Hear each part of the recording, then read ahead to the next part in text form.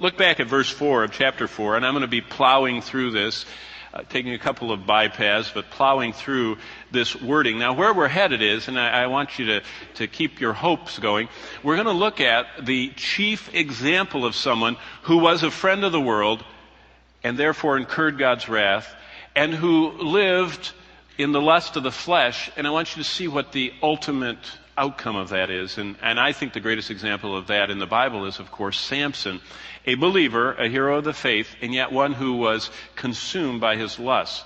But before we get there, let me kind of finish talking about this friendship with the world. If you look closely at verse 4, the word friendship only appears here in the New Testament. This is the only place it shows up. It's a Greek word that describes a sense of a very strong emotional attachment. Now remember, as we began this series, we're looking at Christ our refuge, and we're looking at Christ our refuge for the tempted. I made the comment the Puritans always said that the wagons follow the ruts. Now that's an archaic way of saying that your body never goes anywhere that your mind and your emotions haven't prepared the way. And so what this fourth verse says is that when we have a strong emotional attachment to things that are hostile to God, sooner or later our body will follow our mind and our emotions, and we'll go that way. So think about the implications of this verse with me. God says, beware of friendship with the world. What exactly is friendship with the world? In Greek, in the original language, friendship. Isn't that neat? It actually means that. And so I looked in the dictionary. I thought, since it means friendship, what does friendship mean? This is from the Webster Dictionary. Here is the meaning of being a friend or friendship. Number one attached to another by affection or by esteem. So some people are liking people, and other people just admire them so deeply, and they consider them friends. And so the first meaning of friendship is to be attached by affection or esteem. The second definition of Webster's Dictionary, one that is not hostile toward us, nor us toward them. So that's the sense of the meaning, that a friend is someone you're not opposing, and you're not hostile, and you're not against what they're against, and they're not against you, and, you're kind of friends. Everything's okay. Third meaning, a favored companion. A friend is someone that you favor, that you seek, that you want to be with. You go out of your way to go to things and go through life with them. A favored, as it says in Webster's Dictionary, companion. Number 4, one we are showing kindly interest and goodwill toward. In other words, it's the one that you want to do things for and give to and show interest and all that. So that's what a friend is. Okay, look at verse 4. God says, beware of friendship with the world. Using this definition of friendship, because friendship means friendship, what is James warning us about? Well, let me just plug this in, this definition. Are you attached to things God hates? That's a question he's asking us. Do you have affection for something that is utterly opposed to God? That's a real thought. If I went behind one of the finest restaurants in the city of Tulsa, and if I climbed into their dumpster amidst all the rotting, fly-infested stuff, somebody's meal that was medium rare and they wanted medium is probably out there. And I could probably find a real treasure out in that dumpster. But would that be the place to look for it? You can find good things in evil places. But James is saying, do you have an affection for something that's utterly opposed to God? Do you get involved in something God is utterly opposed to because you see some possibility of some little, good thing out there? Thirdly, is the world of the devil and all of its rebellion and lust that is hostile to God looked on affectionately by us? That's another meaning of friendship, that we would look with affection. Can we look with affection at something that is utterly in opposition and hostility and enmity against God? Next thing James says, are God's enemies our favored companions? Now, this is something to think about. There are people in our world who have dedicated themselves to the opposition to God. And they do that, some of them through their writings, Some of them through their media in other forms, their music or their video essays. And those people and everything they stand for is utterly against God. They are God's enemies. Are those people and their products are treasured companions to go through life? Do we know the words of God's enemies better than the words of God? And that's something we have to think about all the time. Do we show interest and goodwill toward what God hates? We become friendly with the world gradually. Look how James describes it. Starting in verse 4, he says, he's pointing out, if we're not careful, in James 4:4, he says, you and I can have friendship with the world. Now back up to James chapter 1 and verse 27.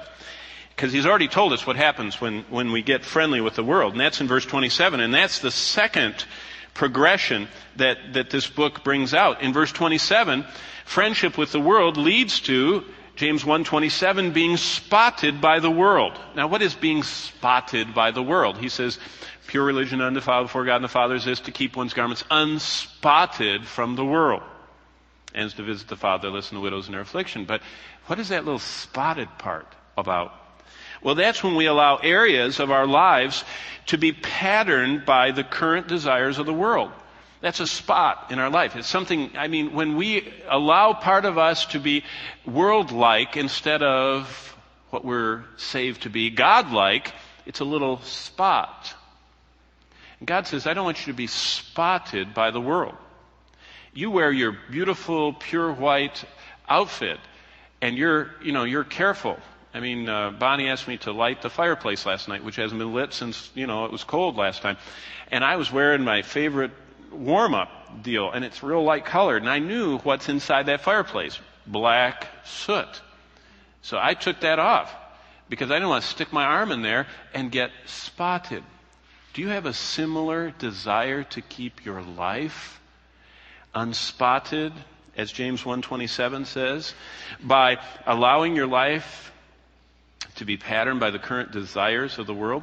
Now, where we were last week, keep going to the right to 1 John 2. Okay, it goes James, 1st, 2nd Peter, 1 John. Look at chapter 2.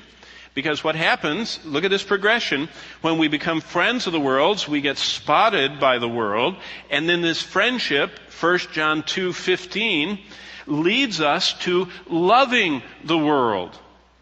Loving the world. Do you know how you know if you love someone? You're drawn toward them. You're drawn toward their presence. You want to be around them, and you want everything and like everything about them. That is what love does. And friendship leads to just getting this gradual spotting by conforming to the patterns of them. This leads to loving them. 1 John 2 says, and look what it says, do not love the world or the things in the world, for all is in the world, and that's our list, lust of the flesh, lust of the eyes, and the pride of life, is not of the Father, it's of the world, and this world is passing away. He says, don't do that. And then, that leads us to, look back to Romans 12, all these verses fit together. You're in 1 John, fast reverse back to Romans 12, verse 2. This is what Paul's talking about. People that become friends with the world and they get spotted by the world and start loving the world allow their lives to what? Romans 12:2, the fourth step in this progression. The friendship of the world leads to the spotting by the world, leads to increased loving of the world, leads to Romans 12:2, conformity to the world. See what Paul says? Do not be conformed to the world. That is a negative imperative. I command you constantly, don't allow yourself to be squashed into the mold of the world. But what's the positive one? But be ye, verse 2, transformed by renewing your mind. By saying, my mind has gotten into this friendship mode. My mind has gotten into this leading to getting spotted by the world and allowing areas of my life to pattern after the desires of the world. And that led to some form of loving the world, embracing some lust of the world. And this leads to increased conformity to the world. And what happens to those who are conformed to the world? We'll go to 1 Corinthians 11. Because 1 Corinthians 11, next book, just go to the right, is, starting in verse 26, is the whole Lord's Supper. It says in 26, as oft as you eat this bread and drink this cup, you proclaim the Lord's death. And therefore, verse 27, he goes into this long passage about self-examination. And look what he says in verse 32. But when we are judged, we are chastened by the Lord, that we may not be condemned with the world. We are not supposed to be conformed, loving, and embracing the world. And God is constantly convicting us, and when we aren't taking the conviction, He's chastening us, and He goes so far as to judge us. And if you've never read about this, it's 1 Corinthians 11, 27 on.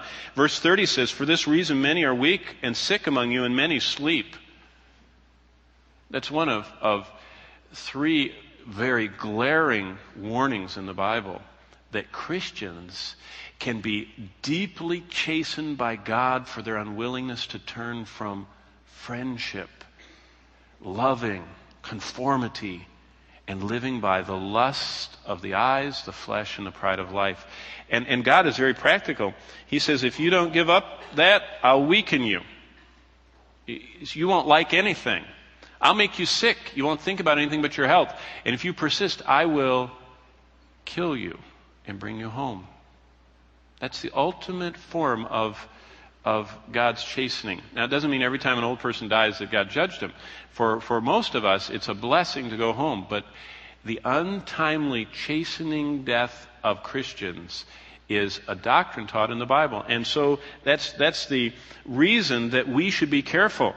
And the tragic result is believers like Lot last week and Samson this week got condemned with the world through severe chastening, sometimes even leading to death. But turn back to 1 Corinthians chapter 3. You're in 11. Go back to 3. Look what Paul says.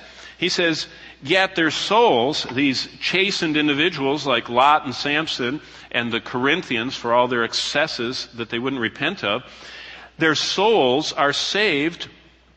It says here, yet so as by fire, verse 15. If anyone's work is burned, he will suffer loss.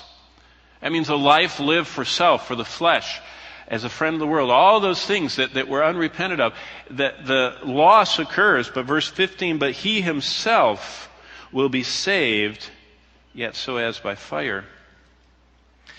So, what's this friendship with the world?